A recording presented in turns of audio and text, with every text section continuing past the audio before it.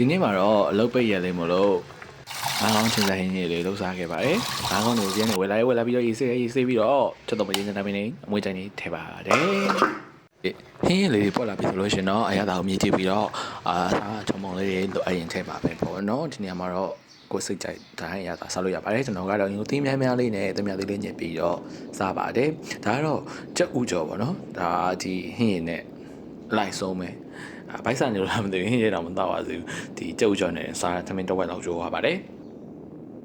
ဒါတော့ငိုသီးစားတော့ဖြစ်ပါတယ်သမင်းဆိုင်ကနေလက်ဆောင်ပေးလိုက်တာဖြစ်ပါတယ်သမင်းဆိုင်ကလည်းလက်ဆောင်တွေယူပါတယ်ဟင်းရည်လေးကိုတောက်ကြည့်လိုက်မယ် Oh my god ကောင်းချက် land track good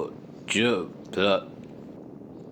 ပြန်လာမှလည်း web channel ထွက်နေပါတယ်သင်ချန်ကပေးလိုက်တဲ့လက်ဆောင်လေးတွေဖြစ်လို့ American အနေနဲ့ web channel လေးတွေကိုစေးတိုးပါပါတယ် Okay အဲ့တော့ဟင်းရည်တွေက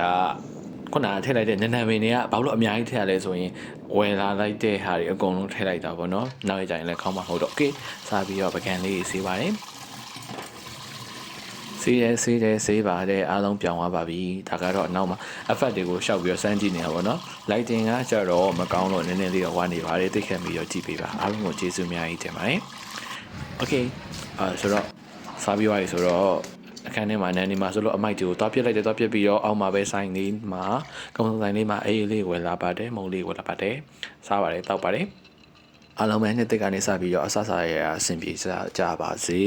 ဝင်ငွေလေးလည်းစားရတော့တိုးပါစေဘေးအနေအားလုံးလည်းကင်းရှင်းကြပါစေခင်ဗျာအားလုံးကိုဆုမကောင်းတောင်းပေးလိုက်ပါတယ် Okay အေးဒီတောင်းရင်အားလုံးကိုကျေးဇူးများကြီးတင်ပါတယ်ဗျာ